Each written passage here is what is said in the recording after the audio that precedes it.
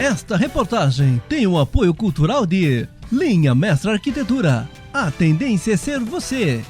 Stork Distribuidora. Produtos de desempenho. E Sicredi. Gente que coopera, cresce.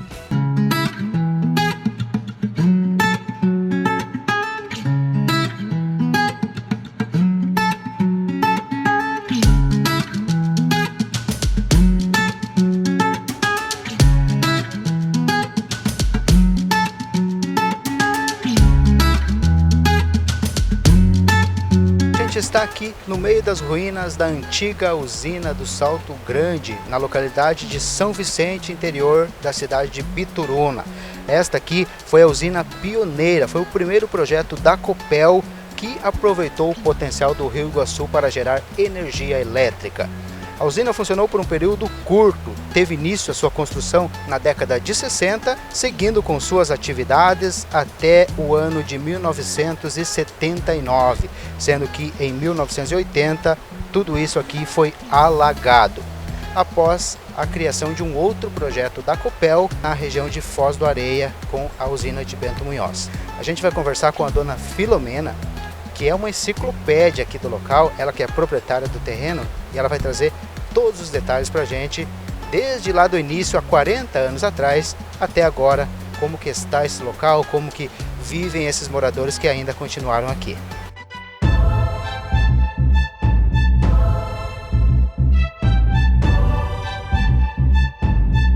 Dona Filomena, quando que tudo isso começou? Eu nasci e me criei aqui na comunidade de São Vicente, no município de Bituruna. E aqui, mais precisamente, onde nós estamos, são as ruínas da antiga usina do Salto Grande.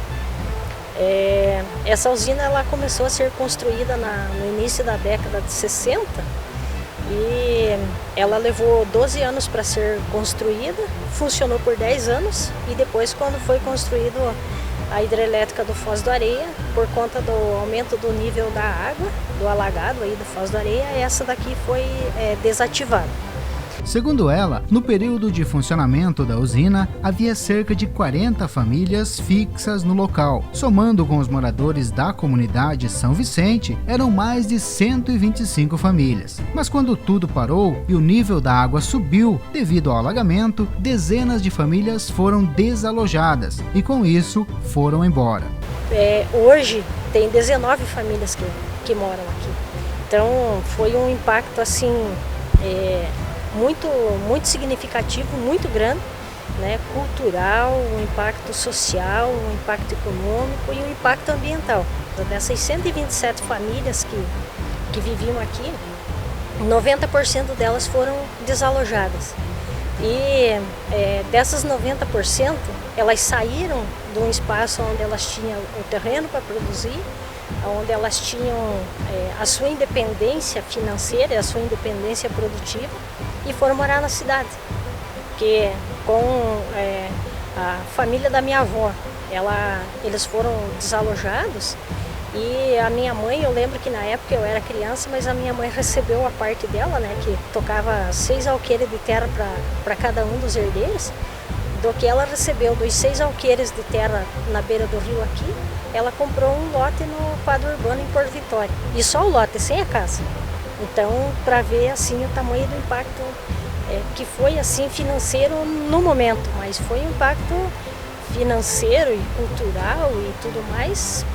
As famílias perderam bastante do contato, né? Porque aquelas que foram morar na cidade já não tem mais o acesso assim tão viável para vir. Muitas nem gostam de vir por conta de que tem toda uma história aqui, né, que ficou debaixo d'água. Então, muita gente acaba não voltando para não reviver de novo, né, a decepção e tudo mais. Eu fico arrepiada assim quando eu vou falar sobre a história, porque ela mexe com a vida da gente, né?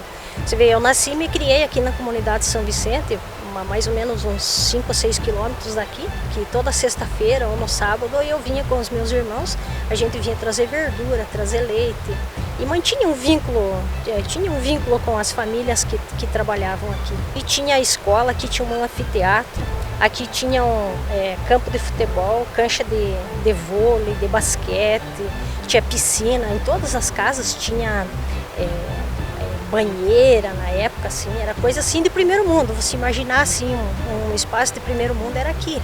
E esse projeto da primeira usina aqui, ele foi muito interessante, sabe por quê?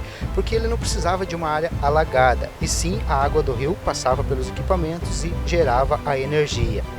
Após a sua desativação, isso aqui precisou ser inundado para que a usina de Foz do Areia tivesse o suporte suficiente de água. E aí, toda essa área aqui, ó, foi tomada pela água, ficando até lá em cima, olha, a mais de 20 metros da onde a gente está agora. Uns 12, 10 anos para cá, é muito difícil quando ela está no nível máximo. Por conta de, sei lá, se são os impactos aí climáticos, o que está acontecendo, mas logo que aumentou o nível do alagado aqui, era um acontecido quando baixava 7, 8, 10 metros o nível da água, era um acontecido. Hoje é um acontecido quando ela sobe o nível quando sobe o nível da água até ser o nível máximo. Então, é uma questão assim, esse desnível ele é um impacto significativo, principalmente para a questão da vida, da vida do rio. Lá no fundo, naquela plataforma que você está vendo nas imagens, a dona Filomena contou pra gente que era um heliporto. E uma vez por semana um helicóptero aterrissava aqui, na época, né, em que essa usina estava em pleno vapor. Mas algo que me chamou realmente a atenção é sobre a escola. Lá no alto, naquela ruína que você está vendo lá, era a escola da comunidade. E essa escola era somente para os filhos das pessoas que trabalhavam aqui na usina. As pessoas da comunidade aqui próximo não podiam estudar nessa escola. E eu lembro que eu estudava na escola da comunidade, mas pelo vínculo que a gente tinha aqui, então a gente conhecia, assim, ficava conhecendo um pouco de como que era. E um fator interessante, a escola que tinha aqui era para os filhos dos trabalhadores aqui da usina, não era todo mundo que entrava aqui. Mas aí, hoje meu esposo, né, ele teve a oportunidade de estudar na escola aqui, por conta de que tinha pessoas da família que trabalharam por um determinado período aqui. Era o pai dele, no caso, era ajudante de pedreiro que trabalhou aqui. E aí ele teve abertura e conseguiu estudar na escola aqui, onde tinha assim diferenças, por exemplo, a merenda escolar que os alunos da escola aqui consumiam não era a mesma que nós consumíamos. Aqui era muito melhor. O nível de ensino aqui era muito melhor. E aí, por essa convivência que a gente tinha, nós brincava muito aqui com as meninas, com os guris, nós jogava bola junto aqui. Então, a gente tinha assim conseguia, na época a gente não entendia, né? Mas hoje a gente consegue, né, fazer esse parâmetro das diferenças que eram. Histórias que hoje a gente imaginar ou contar, às vezes eu conto meu esposo contando para os nossos filhos ou para a gurizada de hoje, eles ficam olhando para a gente assim, mas isso será verdade? Duvidando, né? Outro fator importante é a questão da energia elétrica, né? A energia elétrica também não era disponibilizada aqui para a região? Exatamente. A energia que era gerada aqui, eu sempre ia na casa da minha tia e tinha um poste da rede de luz bem no terreiro da casa da minha tia. Mas ninguém da comunidade aqui tinha energia elétrica nas suas casas. Era proibido ter energia elétrica no campo. A energia que era gerada aqui ia para outras cidades. Só tinha energia aqui no espaço do pátio da usina. Mas de resto, passava a rede de luz na frente das casas das pessoas, mas ninguém tinha energia, ninguém se beneficiava com energia, ninguém das famílias aqui se beneficiava. Somente anos depois que foi construída a usina de Foz do Areia, se não me falha a memória, foi ali de 85, 87, 88, por aí, que as famílias começaram a conseguir pegar os pontos de luz, e que eu me lembro que meu pai vendeu uma junta de boi, que na época quem tinha uma junta de boi, hoje é trator e tudo mais, mas meu pai vendeu uma junta de boi e vendeu mais alguns equipamentos que tinha para conseguir fazer o pagamento do ponto lá para colocar energia em casa. De acordo com Dona Filomena, na época, alguns engenheiros defendiam o projeto para que a usina de Salto Grande não fosse desativada e que o nível da água de Foz do Areia chegasse próximo, mas sem afetar o funcionamento da primeira usina. Entretanto, isso não ocorreu. 40 anos após sua desativação, hoje o local, de certa forma, é um ponto turístico. Entre mês de início de dezembro até agora, sim, eu já perdi a conta de quantas pessoas passaram por aqui, né? Pessoas da região, de fora da região. Passou pessoas, inclusive do Mato Grosso do Sul, passaram por aqui.